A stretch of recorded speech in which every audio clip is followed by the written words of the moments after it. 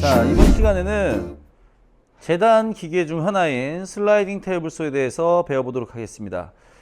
일단 기계 주요 부분 명칭과 기능에 대해서 알아보도록 하겠습니다. 자, 슬라이딩 테이블소의 외관은 지금 보시는 바와 같이 이런 형태로 이루어져 있고, 부재가 올라타고 이송되는 슬라이딩 패널 부분, 그리고 톱날 기준 우측면으로는 지금과 같은 고정형 정반이 존재하게 됩니다.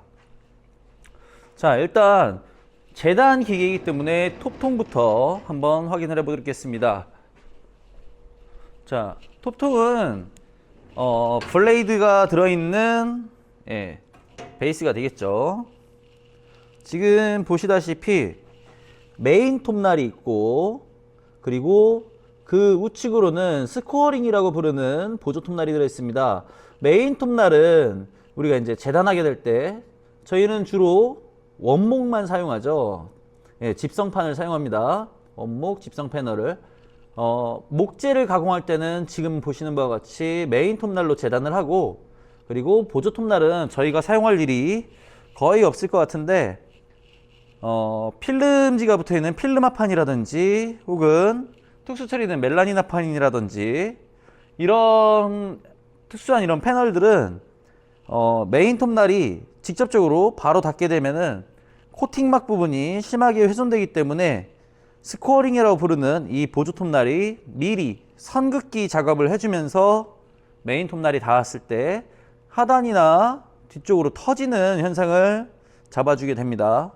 그리고 자, 가장 좌측에 전면부에 노출되어 있는 이 상어 지느러미 같은 이 도구는 라이빙 나이프라고 하는 이 부분인데, 이제 킥백이라는 사고, 테이블소 저희 수업할 때 한번 다룬 바가 있죠. 서로 목재가 재단이 되면서 갈 길을 가게끔 해주는 부품이에요.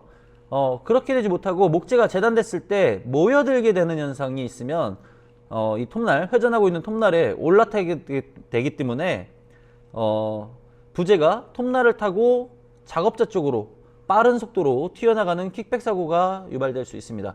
약 킥백 사고의 70% 이상을 막아주는 주요 부품입니다. 자, 지금 저희가 이제 블레이드를 만지거나 혹은 교체해야 될 때 반드시 주 전원을 차단해 줘야 되는데, 지금 저희 교내에 준비된 이 슬라이딩 테이블소 같은 경우는 지금 보시는 바와 같이 톱통이 열려 있는 상태에서는 전원을 작동시킬 수 없게끔 장치가 고안되어 있습니다. 자, 그럼 전원부를 한번 살펴보겠습니다. 주 전원 부분부터 한번 살펴보도록 하죠.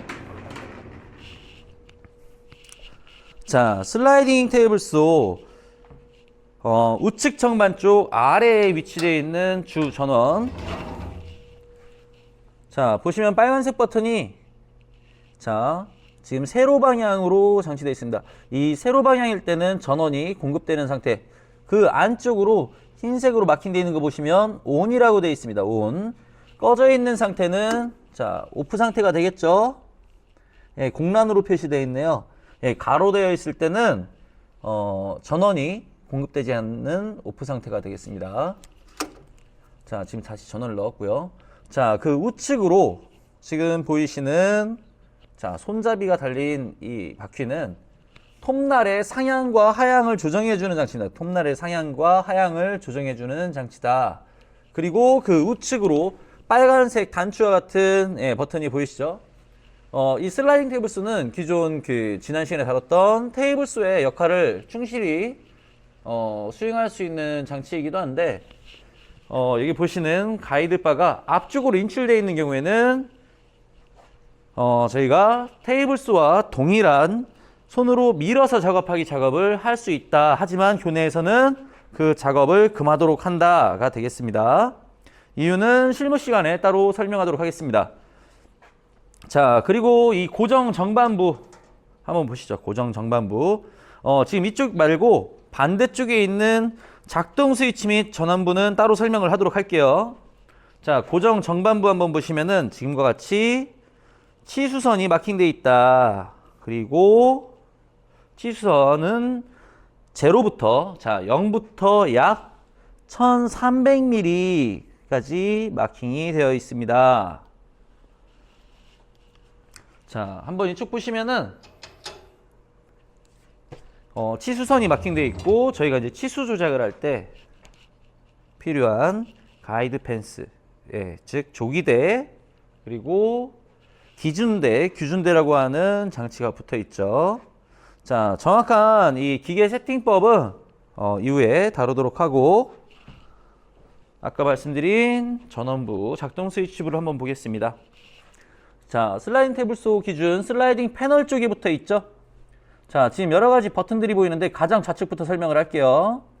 가장 좌측에 있는 녹색 버튼의 경우는 메인 톱날을 작동하는 온 버튼과 오프 버튼이 있고, 그리고 아까 전에 스코어링 언급했었죠. 보조 톱날을 작동하고 멈추게 하는 온 버튼, 오프 버튼, 그리고 아까 반대편에서 주 전원 스위치 설명드렸던 바와 같이 지금 전원이 들어와 있는 상태이기 때문에 LED 램프가 켜져 있는 상태, 즉 온 상태가 되겠습니다. 그리고 우측에 빨간색 버튼 솟아있는 거, 아까 전에 언급한 버튼하고 똑같이 생겼죠? 예, 우리가 작업할 때 비상시 일어날 수 있는 상황에 대비해서 빠르게 정지시킬 수 있는 비상정지 스위치가 되겠습니다. 자, 그리고 이 전원부 좌측으로 바퀴가 보이죠? 아까 전과 유사하게 생겼어요. 손잡이를 전면부로 노출시키고 회전하게 되면 우측 정반에 있는 것은 톱날의 상향과 하향을 조정할 수 있는 바퀴, 좌측에 지금 있는 패널에 존재하는 바퀴는 톱날의 각도를 좌측으로 45도까지 기울일 수 있는 바퀴. 자, 현재 눈금은 지금 보시는 바와 같이 각도를 마킹해주는 라인입니다. 지금 0도의 붉은색 눈금이 있네요. 자, 즉 재단면은 90도를 취할 수 있게 되겠죠. 자, 그리고 좌측 선반에서 슬라이딩 정반 쪽에서 자, 구조를 한번 살펴보도록 할게요. 자, 톱날이 있고 톱날과 정확히 90도를 이루는 자, 슬라이딩 패널에 조기대가 있죠. 조기대. 톱날과 90도를 맞춰 놓은 상태입니다. 자, 그리고 지금 해당하는 클램프 같은 경우는 작동 요령은 잠시 후에 다루도록 하고, 해당하는 클램프 같은 경우는 목재, 큰 패널을 물렸을 때 목재가 제대로 물려서 고정될 수 있게끔 해주는 클램프가 되겠습니다.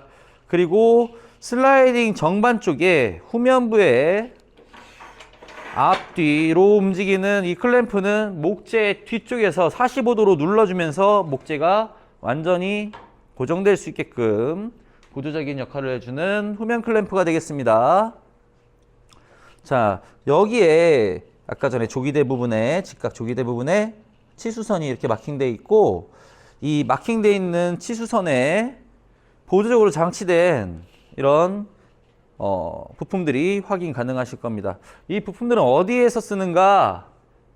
자, 저희가 눈금을 마킹했다면, 예를 들어서 나는 이번에 800mm로 재단을 할 거예요. 맞췄다.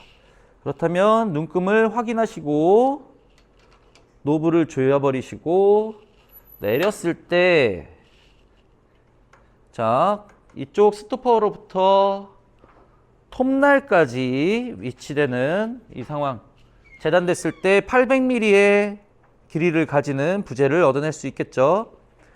해당하는 치수선에서는 200mm까지 관찰 가능하지만 더 긴 부재를 재단해야 될 경우에는, 자, 아래쪽에 있는 노브를 풀어주는 방향으로 해제하고 인출했을 때 약 3600mm까지 확장해서 재단할 수가 있습니다. 자, 그러면 이번에는 정밀하게 각 부품별 조작법, 즉 세팅법에 대해서 배워보도록 하겠습니다. 자, 일단 슬라이딩 테이블 소 슬라이딩 정반 쪽 패널에 있는 부품들부터 설명을 하도록 할게요. 자, 일단은 치수선에 맞추어서 정확하게 치수 세팅하는 법부터 해보겠습니다. 지금 보시면은 이렇게 움직이는 렌즈가 존재하는 이런 스토퍼 철물이 존재하는데 저는 한번 800mm에 정확히 맞춰보도록 하겠습니다. 자, 세팅을 하실 때 이 렌즈에는 붉은색 눈금이 띄어 있다. 그리고 잊지 말아야 될 거, 우리는 미리미터를 사용한다. 단위법에서 미리미터법을 사용한다라는 점 잊지 마시고, 자, 언뜻 보아서는 이쪽에 80이라고 마킹되어 있는 라인, 이것을 우리는 80cm라고 지금까지 사용하셨던 분들이 많을 텐데 우린 0 하나만 더 쓰면 돼요. 800mm라고 할 수 있겠죠. 800mm. 자, 그러면 지금 카메라의 시점이 아닌 사람의 시점. 자, 우리가 어느 치수를 맞추고 할 때 한쪽 눈을 감거나 머리 기울기가 다른 쪽으로 틀어지는 경우가 있어요. 우리 사격하는 거 아니죠? 세팅하실 때 양쪽 눈을 다 뜨시고 내 미간 사이에 내가 맞추고자 하는 치수선이 정확히 들어오게끔 하시고, 그리고 지금 맞추어진 가이드가 붉은색 눈금이 그 치수선을 완벽하게 일치하는지 확인하시면 됩니다. 자, 지금 현 위치에서 800mm가 정확히 세팅이 되어 있습니다. 자, 이 상태에서 노브를 조이고, 자, 손잡이 부분을 조이고, 이렇게. 자, 스토퍼를 걸었을 때 어떻게 재단이 되는가? 스토퍼부터 톱날은 어떤 2D 구조가 아니죠. 3D 구조입니다. 3D 구조. 제가 한번 톱날 부분을 다시 한번 보여드리자면 톱날은 좌측면과 우측면이 있고 그 사이에는 두께값이 존재한다. 두께값은 이 강판의 두께값이 될 것이고, 정확한 우리 재단면에 대한 두께값은 톱날의 팁 사이즈가 되겠죠. 팁 사이즈. 그만큼 부재는 로스 값을 가지게 된다. 즉 톱날의 좌측면으로부터 가이드까지 우리가 취하는 목재 치수는 800mm를 취할 수가 있다라는 얘기가 되겠죠. 자, 그 다음 우리가 조작해야 될 부분에서 필히 짚고 넘어가야 될 부분 중에 하나가 안전 관련해서 지금 좌측 정반에 있는 것들만 다루는 거예요. 이따가 우측은 치수 맞추는 법을 달리 알려드리겠습니다. 각각의 부재들은 서로 다른 두께를 가지고 있는데 한번 볼게요. 지금 보시는 이 12mm MDF 패널 같은 경우는 12mm의 두께를 갖는다. 그 경우 자, 뒤쪽에 존재하는 노브를 해제하고 목재 두께값만큼 내린 뒤에 뒤쪽 클램프 다시 잠금, 그리고 뒤쪽으로 손잡이를 젖히게 되면 부재가 빠지지 않게 단단히 고정이 됩니다만, 더 안전하게 작업을 하기 위해서는 아까 전에 부품주에 설명했던 후면 클램프를 부재 모서리까지 당겨서 지금과 같이 살짝 올라타게 한 뒤에 밀접해야 됩니다. 그리고 조여주게 되면은 후면에서도 대각선으로 압박을 하기 때문에 목재가 살짝 위쪽으로 들렸거나 휜 목재의 경우도 펼쳐지는 스프레드를 할 수가 있어요. 그래서 부재는 앞, 뒤, 그리고 위, 아랫면에서 프레스 해주기 때문에 아주 안정적으로 작업을 할 수 있습니다. 자, 이 상태에서 지금 제가 뒤쪽에서 작업해야 되는 위치를 한번 보여드릴 거예요. 작업을 할 때 톱날하고 사람이 가까운 경우에는 부산물에 의한 부상도 있겠고, 또 하나 그리고 절단, 톱날에 의해서 다칠 수 있는 확률이 비교적 멀리 있을 때보다 높아질 수밖에 없겠죠.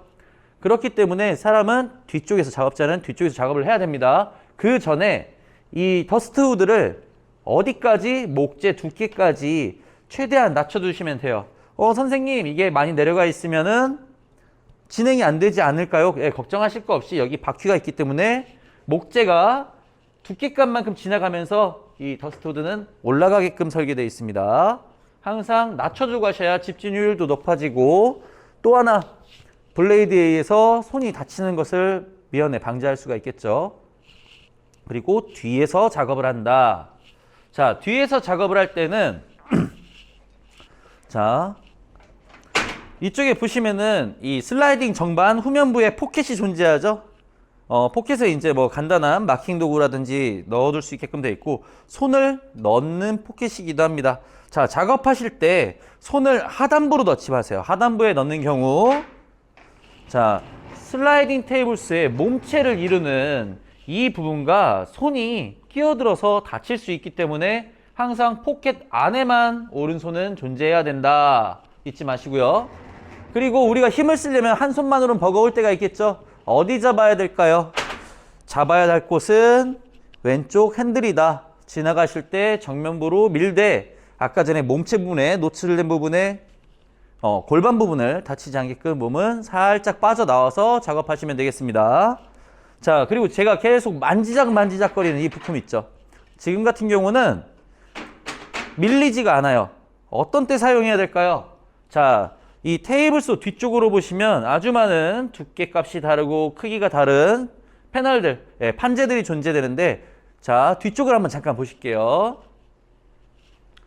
자, 뒤쪽을 보면은 아주 큰 패널이 있어요. 지금 강사 키하고 한번 비교를 해볼게요.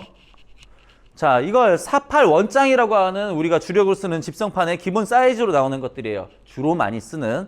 이거보다 작은 사이즈들도 있긴 한데 이 치수를 이용해서 주로 향후 이제 창업이나 취업을 하시면 작업을 이뤄내실 거예요. 지금 뭐 미송합판인데 48 사이즈라는 건 1당 30cm의 사이즈를 갖는다. 그래서 이 녀석의 정확한 사이즈는 1220에 2440 길이가 되는 무거운 상당히 무게가 나가는 집성판인데 혼자 올리거나 둘이 올리거나 할 때 슬라이딩 패널에 올릴 때 상당한 무게가 나가게 되고 불안정한 자세로 올렸을 때 당연히 부상의 위험이 동반되겠지만 슬라이딩 테이블수의 정반이 지금과 같이 고정되어 있다면 이 안착하는 적지 않은 그 부분에 대해서는 다칠 수 있는 위험성이 작아져요. 하지만 이 스토퍼 부분이 해제되어 있는 경우 맥없이 슬라이딩 정반이 밀리게 되고 타 기관에서 이런 사고가 있었습니다. 넘어지면서 머리를 이 모서리 이 기계들이 전부 다 둥글둥글하진 않아요. 이 뾰족뾰족한 모서리에 머리를 다쳐서 다치는 부상도 있었다고 합니다. 그래서 항상 물건을 우리가 재단해야 되는 부재를 적재해야 될 경우에는 어떻게 얘를 정지해야 되는가? 자, 지금 톱날이 노출되어 있죠. 노출되어 있지 않은 후면부까지 끌어와서 오른쪽 포켓에 손을 넣고 강한 힘을 쓰지 않은 채 무게만으로 얘를 눌러준 채로 스토퍼를 눌러준 채로 뒤로 살짝 끌어당기면 지금 뭔가 걸리는 듯한 느낌과 소리가 났는데 어디에 걸리는가? 자, 여기 아래 보시면은 이 몸체와 슬라이딩 정반의 사이에 그 간격 사이에 마치 이빨이 하나 빠진 듯한 이 형태가 반복되면서 패턴이 반복되면서 요철이 있어요. 그리고 제가 한번 조작을 해볼 텐데 조작을 했을 때 지금과 같이 움직이는 철물이 어디? 후면부에 하나, 전면부에 하나 있어요. 전면부에.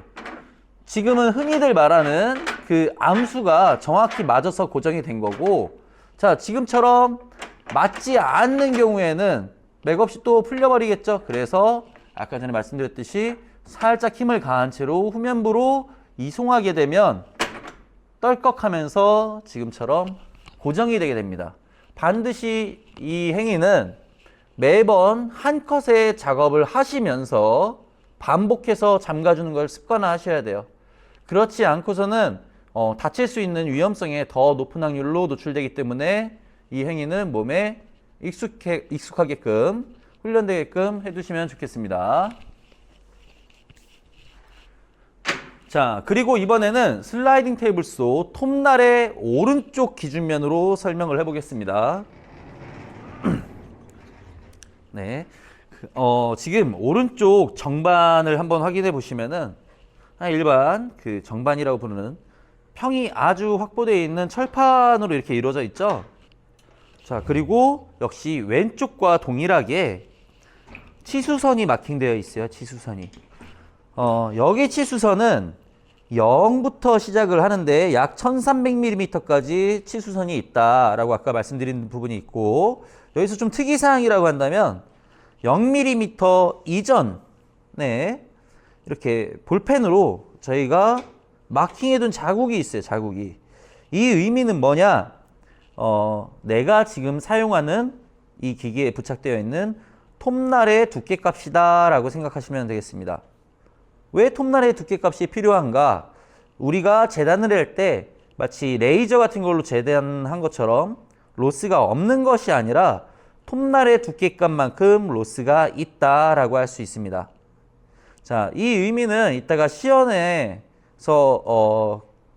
꽤 많이 보여질 부분이긴 한데 한번 이따 시연하면서 이 부분에 대해서는 더 부연해서 설명하도록 하겠습니다.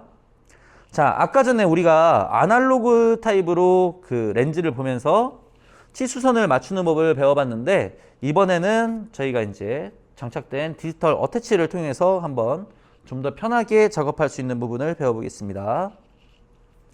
자, 저희는 밀리미터 단위를 쓴다고 했습니다. 저는 한번 500mm에 맞춰보도록 할게요. 500mm. 자, 여기 치수선 보시면은 역시 우린 0 하나를 더 쓴다고 했죠. 0 하나를 자 50 그러면 500mm가 되겠죠. 510mm가 될 것이고 520mm가 될 것이고 500mm에 일치를 시킨다 했을 때에는 자 잠시 제가 안쪽으로 들어가서 자, 이 슬라이딩 정반에 부착된 조기대에 목재가 부착되는 면, 이 면이 위에서 내려다 본 시점을 했을 때 완벽하게 500mm 눈금을 덮치는가를 확인하시면 되겠습니다. 그러면 어디로부터 어디까지 500mm다? 톱날은 입체고, 입체이기 때문에 우측면에 부착된 조기대로부터 톱날에 지금 보는 시점으로 했을 때 우측면까지 우리가 얻어내는 부재의 길이는 약 500mm가 될 수 있다라고 할 수 있어요. 제가 약이라는 표현을 썼는데 왜냐면 사람은 보는 눈 그 시점, 시야 각에 따라서 어떤 물체나 혹은 맞춰진 초점을 왜곡시키기도 하는데 그 부분 때문에 디지털 창을 활용해서 정확하게 맞출 수가 있어요. 자, 지금 현 위치는 디지털 마킹된 거 한번 보실까요? 제가 봤을 때는 498.8mm가 되겠습니다. 0.2mm 미달이죠. 0.2mm 미달. 가구 제작하는데 큰 오차값은 아닌데 나중에 이제 실무 쪽에 들어갔을 때 0.1mm나 0.2mm로 인해서 벌어질 수 있는 문제점에 대해서도 한번 다뤄보도록 하겠습니다. 자, 지금은 이렇게 그 조기대가 덜렁덜렁거리는 불안한 상태예요. 그러면 부재가 닿았을 때 떨어졌을 때 그 값이 역시 오차값으로 와닿을 수 있겠죠. 그렇기 때문에 내가 정확한 치수를 맞췄다. 자, 세팅하는 법 한번 보여드릴게요. 저희가 손으로만 지금처럼 조작을 해내려다가 500mm 임박했을 때 또 넘어가 버렸네. 다시 보내면 되지. 또 넘어갔네. 이런 상황이 반복되면 짜증이 날 수도 있어요. 그렇기 때문에 저는 오른손잡이라 왼손을 활용할 건데 494mm, 약 5mm에서 6mm 정도 부족한 치수로 맞춰두고 주먹을 이용해서 주먹의 살 부분으로 톡톡톡톡 여러분 다 익숙해지시면 나중에 한 번 치는 그 감이 0.1mm까지 맞출 수 있어요. 해서 500mm를 정확하게 맞추셨습니다. 지금 0.1mm도 오차값이 없죠. 자, 그 다음 이제 이 부분에 대한 고정을 해줘야 되는데 자, 오른손에 나는 힘을 100%를 쓸 거야. 이 손은 마치 100kg의 힘을 누르는 듯하게 꽉 눌러주시고 왼손은 그의 뭐 절반이나 60% 정도 힘을 쓴 느낌으로 눌러주시면 되겠습니다. 힘으로 꽉 줘야 될 필요가 없어요. 그냥 가볍게 힘을 써서 얘가 하향하는 걸 느끼시면 돼요. 그 다음 아래쪽에 존재하는 노브를 우측으로 잠기는 방향, 시계 방향으로 돌리시게 되면 완벽하게 체결이 되었다 할 수 있습니다. 자, 그런데 이 조기대는 어떤 중량물을 받아주거나 버텨주는 그런 부품이나 기구가 아니에요. 이 조기대는 내가 목재가 여기 닿아서 커팅 작업이 이루어졌을 때, 재단 작업이 이루어졌을 때 어떤 가이드라인을 제시하는 겁니다. 여러분들께서 부재를 어떤 외력을 이용해서 갖다 댄다는 느낌이 아닌 충격을 하거나 혹은 지금 아까 전에 잠금을 할 때 뒤쪽 손에, 왼손에 힘이 많이 실려서 이렇게 틀려버리면은 어떻게 되죠? 치수값이 무려 0.5mm가 발생이 됐습니다. 0.5mm. 거의 1mm의 절반이니까 오차값이라면 저희가 이제 정밀도 부분에서는 엄청 큰 오차이기 때문에 아까 전에 제가 말씀드린 대로 전면부 손의 힘을 100%, 후면부는 어떻게 절반에 준하는 수준으로 잠가주시고, 그리고 왼쪽 하단부에 있는 노브를 잠그시라 말씀드렸어요. 자, 이쪽에 보시면 노브가 하나 더 존재해요. 오른쪽에 이 조기대 기준으로. 자, 이건 어떻게 조작하는가? 자, 지금처럼 풀려있는 상황에서 미세한 오차값이 있다. 이런 경우에는 자, 후면부 노브를 조이시고 이 우측에 있는 노브를 조작하게 되면 지금처럼 0.1mm 단위로 미세 조절을 할 수 있는 노브가 장착되어 있는 겁니다. 그런데 지금 본 강사 같은 경우는 손으로 톡톡 줄기해서 하는 그 각 자체가 더 잘 맞기 때문에 선행으로 그걸 말씀드린 거고, 이 노브 자체를 활용이 편하신 분들은 그렇게 작업하셔도 전혀 무방합니다. 그리고 잠갔을 때 500mm를 취할 수 있다라고 말씀드렸어요. 자, 잠시 후에 시연을 해낼 부재의 길이가 400mm니까 한번 다시 수정을 해서 400mm로 맞춰두겠습니다. 자, 이 눈금 볼 필요가 없다. 그냥 인접한 치수까지만 이동을 한다. 지금 현 위치는 390.8mm 정도 된다. 타격을 해서 400mm에 정 위치한다. 오른손에 힘 100%, 그리고 왼손에 힘 약 절반 정도.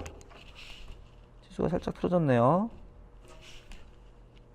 잠금하고 노브를 잠가 마무리하도록 한다. 자, 여기까지가 디지털 게이지 세팅하는 방법이었고요.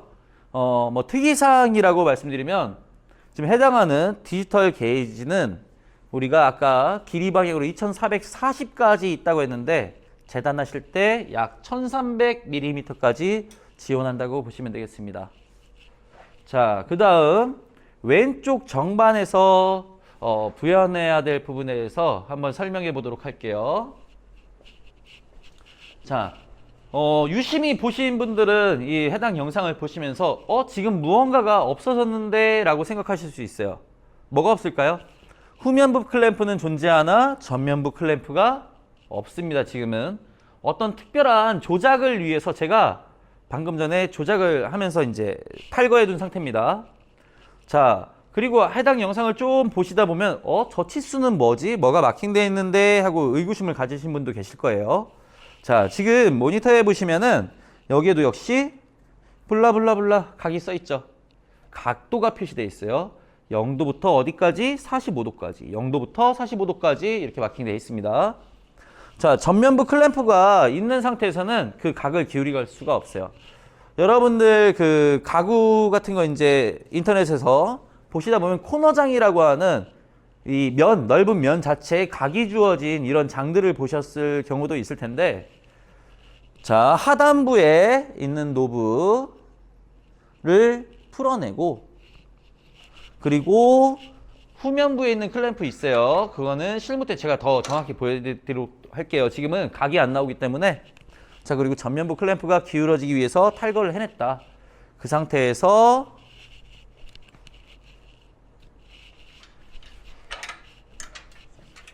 자, 노브가 덜 풀렸네요. 자, 해제해내고 틀어버리면은 나는 지금 취할 값이 15도를 취해서 커팅을 할 거야, 재단을 할 거야 라고 정해졌다면 아날로그 방식이기 때문에 축에서 15도 기운 값을 이 정반에 그 조기대의 패널 부분이 겹칠 수 있게끔 지금처럼 세팅해 준 뒤에 어떻게 하죠? 그대로 재단하면은 치수선이 또 틀어지겠죠? 하단에 있는 노브를 조이고, 그 다음 전면부에 존재하는 클램프를 다시 정위치 시켜주고 부재를 고정한 뒤에 재단하시면 되겠습니다. 자, 이제 시연을 한번 해볼까 합니다. 일단 시연에 앞서서 저희가 주의사항 몇 가지를 이제 지켜가면서 작업을 해야 되는데, 자, 일단 지금 돌아가는 톱날 날물을 한번 확인해 보시면 사람이 상해를 입었을 때 결코 가벼운 그런 부상으로 끝나지 않을 것이라는 것은 여러분들도 충분히 공감하실 수 있는 부분이 될 거예요. 자, 그러면 우리는 톱날 노출 값에 대해서, 자, 지금 다루는 이 안전 부분은 내가 다치지 않기 위해서 하는 안전 부분입니다. 일단 자, 톱날이 노출되어 있으니까 해당하는 부재를, 자, 버스토드를 낮춰둔다. 아까 다뤘던 내용이죠. 자, 그리고 자, 실무 시간에 절대 해서는 안 될 행위 중에 하나가 장갑을 낀 채로 작업을 한다고 했습니다. 자, 장갑을 껴도 되는 경우는 이제 저희가 옮겨야 되는 부재, 목재 패널들이 가시가 많고 그렇기 때문에 그때는 장갑을 끼고 목재를 올리거나 하는 행위는 하셔도 되고, 또 하나 톱날을 정비하거나 기기 정비를 할 때는 역시 장갑을 끼셔도 좋습니다만, 작업을 할 때 장갑을 끼는 행위는 일체 삼가야 됩니다. 자, 톱날이 고속으로 회전하면서 장갑이 이제 실오라기 하나라도 말려버리는 경우 우리는 언뜻 생각하기에 실오라기 하나 빼내면 되는 거 아닌가 생각할 수 있지만, 이미 그 판단을 마친 상태에서 행위를 취하려고 할 때는 이미 모든 사고가 종료되는 시점이 될 거예요. 절대로 장갑을 낀 채로 작업을 하지 않는다. 제차, 3차 제가 강조드렸습니다. 자, 그리고 이제는 타인의 안전까지 생각해야 되는 범위가 와요. 자, 슬라이딩 테이블소는 아까 초기에 보셨던 영상 초기에 보셨던 것 같이 상당히 크기가 큰 그런 이제 목공 기계에 속하는데, 역시 큰 체급만큼 행동 반경, 즉 작업 반경도 상당히 큽니다. 자, 지금 충격할 수 있는 경우는 슬라이딩 테이블소가 전면부로 재단을 하면서 인출되었을 때 여기에서 누군가 작업을 하고 있다, 충분히 충격을 해서 상해를 입힐 수 있는 공간까지 노출이 됩니다. 그렇기 때문에 선행하고 있던 작업자가 있는 경우에는 작업을 대기하고, 자, 그리고 인출되는 부분에 어떤 위험한 사물이 있어도 역시 반드시 치우고 작업을 하시고, 자, 여기에서 작업을 하지 않는데, 이곳에서 작업을 하지 않는데 이 주변에서 어슬렁거리는 누군가가 있다라면 내가 작업을 하겠으니 이 자리를 피해 주세요 라고 반드시 언급하셔야 됩니다. 자, 그리고 이제 재단을 한번 시연해 보도록 할 텐데, 순서에 맞게끔 한번 설명을 해 보겠습니다. 지금 표시된 치수는 약입니다. 약 이러하다. 지금 목재 결에 직교하는 폭 방향으로는 820mm 가량 되고 길이 방향으로는 500mm 가량 되는 판재입니다. 지금 이 판재를 저는 400의 정치수 480의 직사각형 블럭 2장을 얻어내려고 합니다. 자, 여기서 우리가 생각해야 될 부분이 820을 400이 아닌 절반으로 나눈다. 얼마죠? 410이라고 대답하시는 교육생들이 대부분인데 412장은 결코 얻어낼 수 없는 치수예요. 이유는 톱날은 입체다. 두께값을 가지고 있기 때문에 로스값이 발생된다 라고 아까 전에도 언급한 바 있죠. 자, 일단 재단에 앞서서 저희가 확인해야 될 부분이 있어요. 톱날과 지금 보시는 조기대는 90도가 이루어져 있다. 90도가 이루어졌다고 했죠?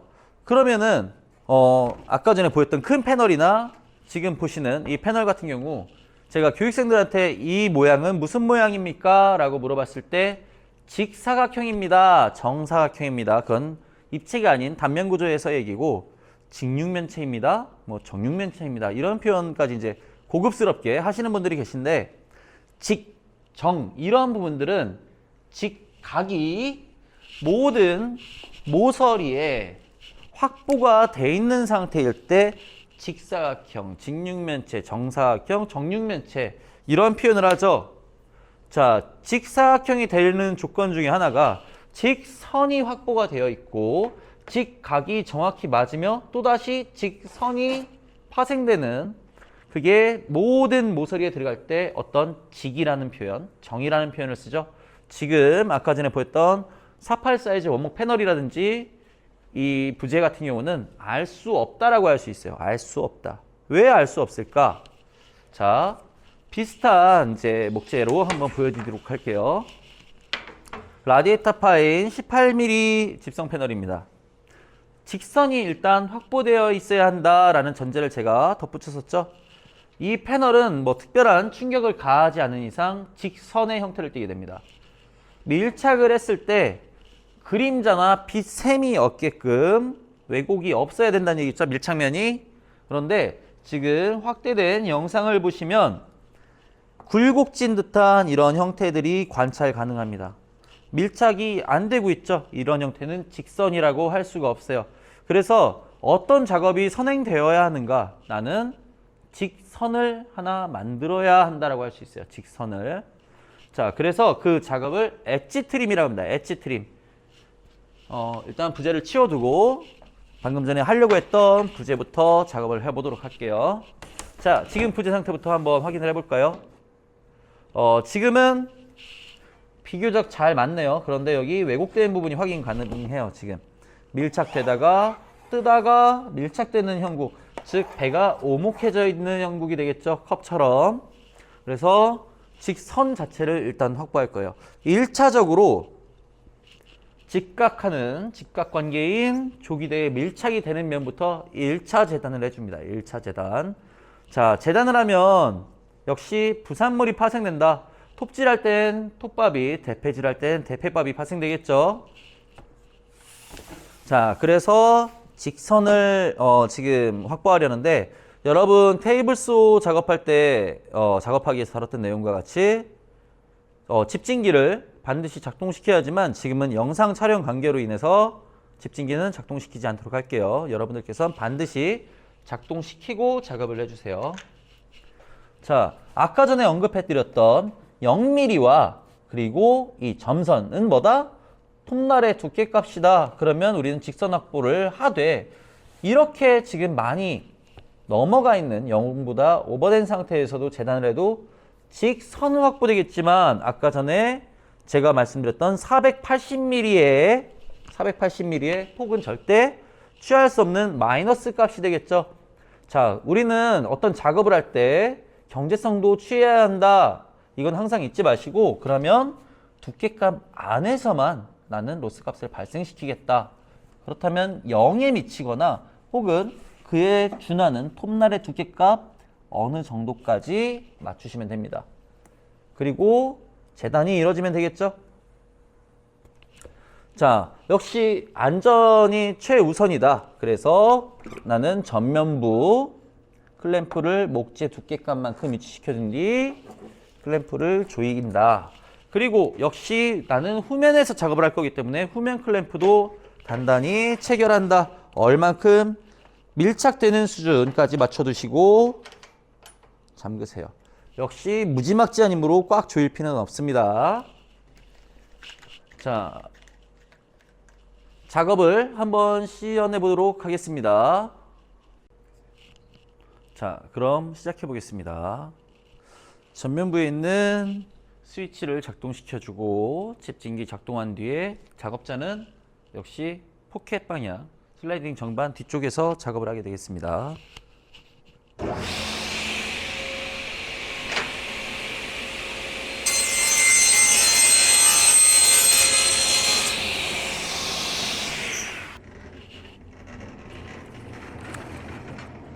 자, 역시 재단을 일에 마쳤으면 반드시 스토퍼를 뒤쪽으로 장착해서 잠가주세요. 자, 그리고 클램프 후면 해제, 전면부 클램프를 해제하는데 지금 여러 번의 이 재단 작업이 이루어져야 될 때 좀 지금 클램프를 계속 후면까지 풀어서 작업하는 부분이 불편사항이 될 수 있어요. 그래서 지금 목재 두께보다 약 1mm 정도 이 패널이 겉돌는 수준으로 잠기게끔 높이 고정을 해주시고, 자, 한번 확인을 해볼까요? 밀착이 되는지. 자, 거스러미가 올라와서 이 음영이 생기는 거 제외하고는 재단이, 직선 재단이 아주 올바르게 잘 되었습니다. 자, 그 다음 직각을 확보해내겠다라고 했어요. 직각을. 그렇기 때문에 이번에도 역시 0점과 그리고 좌측에 있는 점선 안에 들어가는 수준까지 맞춰주시고, 자, 그리고 가이드에 제대로 밀착이 되어 있는지 반드시 확인을 하셔야 됩니다. 확인하지 않고 지금처럼 떠 있는 상태에서 확인할 때는 0점에 준하게 맞춰졌을지 몰라도 비스듬하게 잘리는 오작물이 발생됩니다. 자, 전면부 클램프 그리고 후면부 클램프 장착하고, 자, 톱날에 닿아 있는 상태에서는 절대로 작업하시면 안 돼요. 톱날에 닿아 있는 상태에서 작업을 하는 경우 톱날과 부재 모두 다 손상되고, 지난번에 수업했던 테이블소에서 재단하기 같은 경우는 톱날에 닿았을 때 부재가 스위치가 작동되는 경우에는 부재가 사람을 향해 튀어나오는 킥백 현상을 초래할 수 있습니다. 자, 작업해 보겠습니다.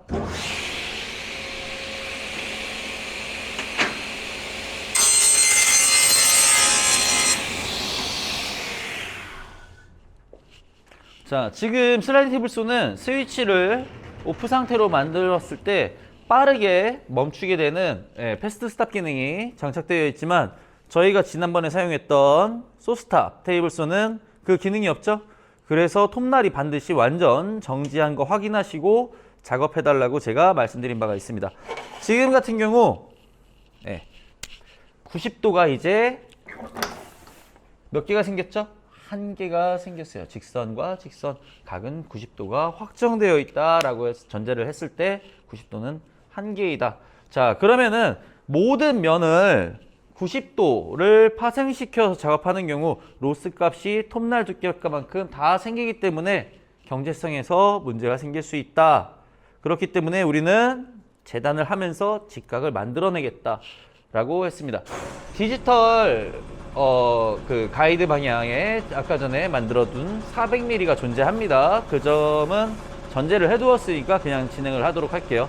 자, 저희가 집진기를 사용하지 않고 재단하다 보니까 오른쪽 테이블소 정반 위에 이런 부산물들, 톱밥 가루들이 생기면서 저희가 가이드에 의탁해서 밀착을 한다고 했지만 이렇게 오차값이 발생되기 때문에 반드시 재단 작업을 매번 하면서 톱밥들이 누적이 되는 경우에는 지금과 같이 이 부산물들을 깔끔하게 사이사이, 작업 사이사이에 제거해 주시면서 작업하셔야 되겠습니다. 자, 밀착을 해줄 때에는 이 가이드에 밀착되는 것을 확인하시고, 자, 또 하나 반드시 확인해야 될 거 있죠? 치수가 0몇 mm 오차값이 나온다. 문제가 되겠지만 가장 큰 문제는 각도가 정직각이 확보되지 않는 것이기 때문에 이 가이드 부분, 직각 가이드 부분에 일치선상이 완전히 밀착되는지를 반드시 확인해 주세요. 자, 그 외에 순서는 전과 동일합니다.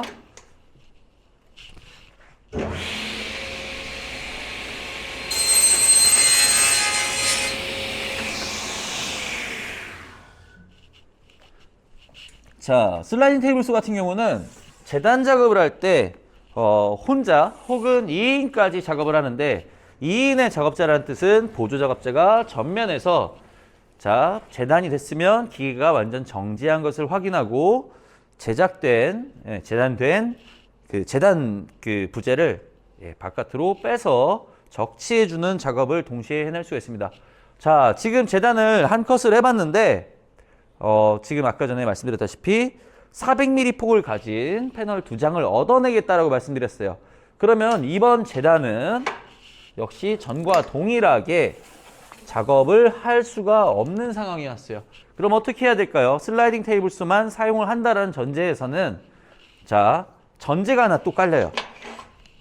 슬라이딩 테이블소의 부재가 내가 오른쪽에 있는 정반 쪽으로, 즉 디지털 게이지 쪽으로 400mm를 취하든 아날로그 쪽으로 400mm를 취하든 어느 방향으로도 취하든지 간에 슬라이딩 정반 쪽에 300mm 폭을 가진 부재는 반드시 존재해야 된다. 그 미만이 되는 경우는 이런 경우가 될 수 있겠죠. 이런 경우. 자, 클램프가 물 수 있는, 고정해 줄 수 있는 면적이 상당히 적기 때문에 지금의 4mm 두께를 가진 합판 같은 경우는 그다지 문제 없이도 잘릴 수 있다라는 이런 가능성이 존재하지만 사고가 날 수 있는, 즉 클램프가 제대로 물지 못하여서 바깥으로 밀려나오는, 즉 작업자 쪽으로 튀어나오는 킥백 현상을 유발할 수 있다라고 할 수 있습니다. 그래서 지금은 400mm를 아날로그 쪽으로 맞춰두고 작업을 하겠습니다. 400mm 전에 말씀드렸던 바와 같이 양쪽 미간 사이에 눈금 겹치는 거 확인하시고 스토퍼 맞추시고, 자, 직각이 지금 아까 전에 제대로 안 되면서 총 3개가 발생됐어요. 3개가. 어떻게 3개냐? 자, 1차 엣지 트림 했을 때 1개 파생됐고, 지금 재단하면서 1개, 2개, 3개의 직각이 파생되었죠. 그러면 우리는 이번 재단을 할 때 이 직각이 바뀌었네요. 이 직각이 이렇게 파생됐던 거를 직각이 이쪽으로 오게 되겠죠. 예를 들어서 여기가 이렇게 마른 목골 형상으로 생겼다든지 사다리꼴 형상으로 생겼을 때 문제가, 아무리 이 치수를 맞추고 자른다고 해도 바깥쪽은, 즉 사람 작업자 쪽은 좁아지는 형국이기 때문에 지금처럼 직각이 우리가 사용하는 치수선 안쪽, 스토프 안쪽으로 들어올 수 있게끔 맞춰주시고 작업하셔야 되겠습니다. 자, 작업해 보겠습니다.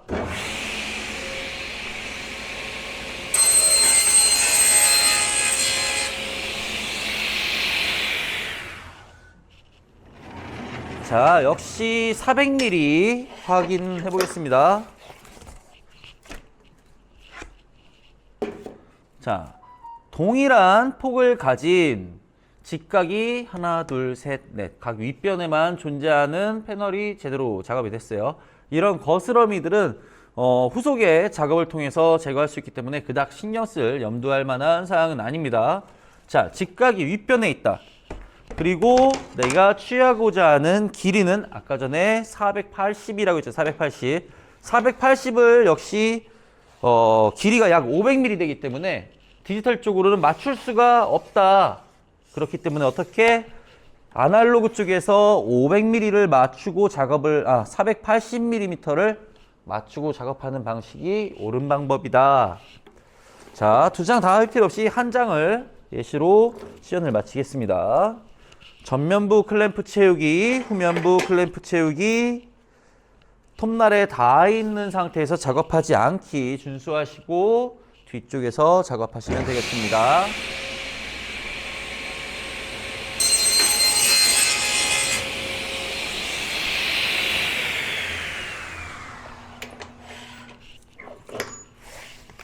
자, 다음 장도 지금과 같이 재단을 하는 경우 400mm의 길이로는 480mm, 그리고 직각이 하나, 둘, 셋, 4개, 뒤쪽까지 총 8개, 각 모서리마다 직각이 파생된 이런 재단물, 내가 원하고자 하는 대로 재단된 재단물을 정재단이라 하고, 지금처럼 이 이 폭방향으로만 정재단이 되고 이 방향으로는 아직 덜 된 상태의 것을 가재단이라 합니다.